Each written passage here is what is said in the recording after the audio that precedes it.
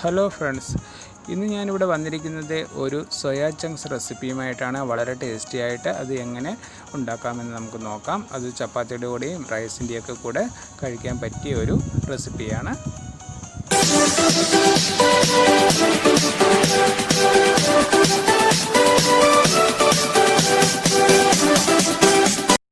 അതിനായിട്ട് ഞാൻ 100 gram soya chunks നന്നായിട്ട് ബോയിൽ ചെയ്ത് അതിൻ്റെ വെള്ളമൊക്കെ പിഴിഞ്ഞ് വെച്ചിട്ടുണ്ട്. അതിൻ്റെ കൂടെ നമുക്ക് എന്തൊക്കെയാണ് വേണ്ടതെന്ന് നോക്കാം.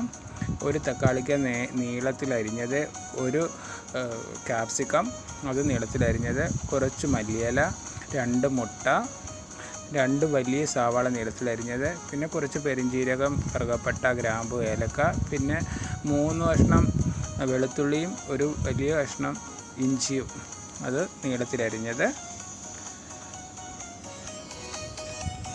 ഈ സോയാ ചങ്ക്സിലേക്ക് നമുക്ക് മുട്ട ഒഴിച്ചു കൊടുക്കാം.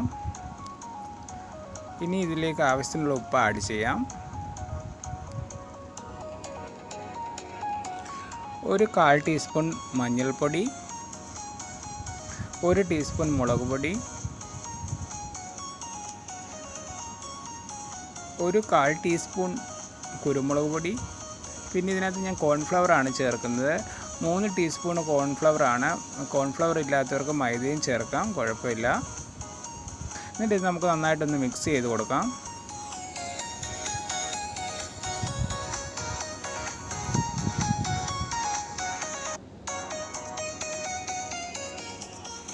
ഇത് നന്നായിട്ടൊന്ന് മിക്സായി വന്നിട്ടുണ്ട്. ഇനി നമുക്കൊരു പാൻ വെച്ചിട്ട് ചൂടാക്കാം. പാൻ ചൂടായി വരുമ്പോൾ ഇതിലേക്ക് 3 ടേബിൾ സ്പൂൺ എണ്ണയാണ് ഒഴിച്ചിരിക്കുന്നത്. എന്നിട്ട് നമുക്കിതിലൊന്ന് ഫ്രൈ ചെയ്തെടുക്കാം. ഇത് കുറേശ്ശെ ഇട്ട് നമുക്ക് ഫ്രൈ ചെയ്തെടുക്കാം. ഫ്ലെയിം നമുക്ക് ചേഞ്ച് ചെയ്യുന്നുണ്ട്. ഹൈ ഫ്ലെയിമിൽ ചെയ്താലും കുഴപ്പമൊന്നുമില്ല.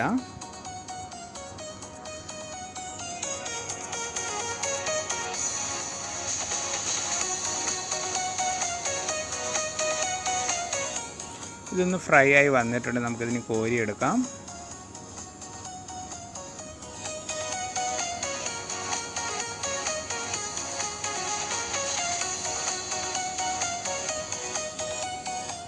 അപ്പോൾ ഇതെല്ലാം ഫ്രൈ ആയിട്ടുണ്ട്.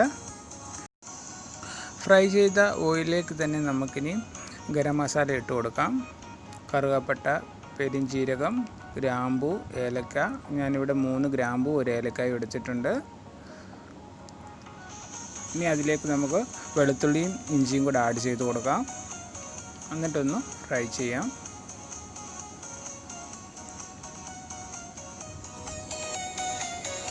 ഇനി ഇതിലേക്ക് നമ്മൾ അരിഞ്ഞു വെച്ചിരിക്കുന്ന സവാളയും കൂടെ ആഡ് ചെയ്യാം.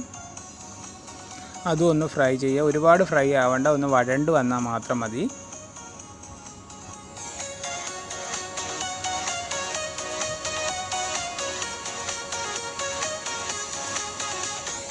ഇനി നമുക്കിതിന് ആവശ്യമായ ഉപ്പും കൂടെ ചേർത്ത് കൊടുക്കാം. നമ്മൾ ഓൾറെഡി സോയാ ചങ്ക് മിക്സ് ചെയ്തപ്പോൾ അതിനകത്ത് നമ്മൾ ഉപ്പിട്ടിട്ടുണ്ട്. അതനുസരിച്ച് വേണം ഇതിനകത്ത് ഉപ്പിടാൻ, ഇല്ലെങ്കിൽ ഉപ്പ് കൂടിപ്പോകും. ഇതിനകത്ത് ഞാനൊരു 1/4 ടീസ്പൂൺ ഉപ്പാണ് ഇട്ടിരിക്കുന്നത്. ഇതൊന്ന് വഴണ്ട് വന്നിട്ടുണ്ട്. ഇനി ഇതിലേക്ക് നമുക്ക് തക്കാളിക്ക് ആഡ് ചെയ്യാം.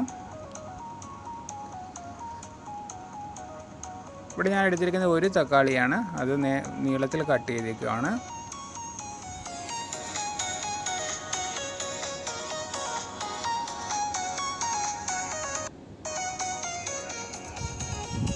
അപ്പോൾ അതും ഒന്ന് വഴണ്ട് വന്നിട്ടുണ്ട്.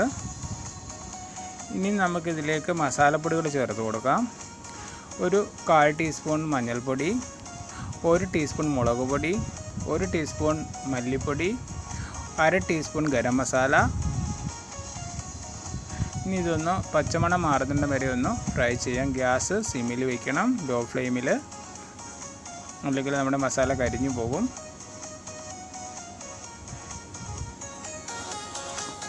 ഇനി നമുക്കിതിലേക്ക് നമ്മുടെ ക്യാപ്സിക്കം കൂടി ആഡ് ചെയ്ത് കൊടുക്കാം.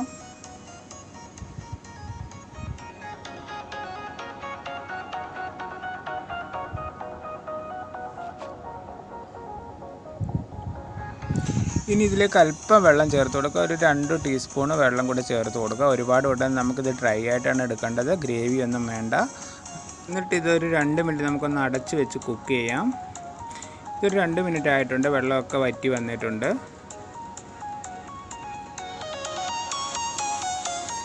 ഇനി നമ്മൾ ഫ്രൈ ചെയ്ത് വെച്ചിരിക്കുന്ന സോയാ ചങ്ക്സ് ഇതിലേക്ക് ഇട്ട് കൊടുക്കാം. എന്നിട്ടൊന്ന് മിക്സ് ചെയ്യാം.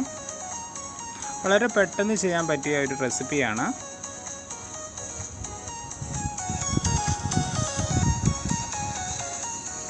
വളരെ ടേസ്റ്റിയാണ്. വളരെ പെട്ടെന്ന് ചെയ്യാൻ പറ്റുന്നതാണ്.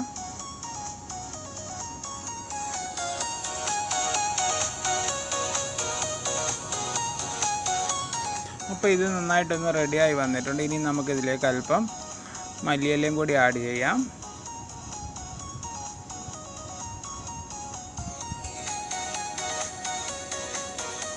എന്നിട്ടൊന്ന് നന്നായിട്ട് മിക്സ് ചെയ്യാം. ഇതിപ്പോൾ ഓൾമോസ്റ്റ് നമ്മുടെ റെഡി ആയിട്ടുണ്ട്.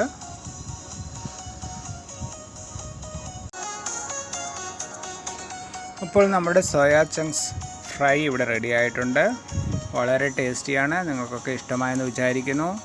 നിങ്ങളൊന്ന് ട്രൈ ചെയ്ത് നോക്കുക. ഇത് ചോറിൻ്റെ കൂടെയും ചപ്പാത്തിയുടെയും ഒക്കെ കൂടെ കഴിക്കാനായിട്ട് വളരെ ടേസ്റ്റിയാണ്. കുട്ടികൾക്ക് ഇഷ്ടപ്പെടും. ആദ്യമായിട്ടാണ് നിങ്ങൾ എൻ്റെ ചാനൽ കാണുന്നതെങ്കിൽ ഒന്ന് സബ്സ്ക്രൈബ് ചെയ്യാൻ മറക്കരുത്. ലൈക്കും ഷെയറും കമൻറ്റും. Thank you for watching.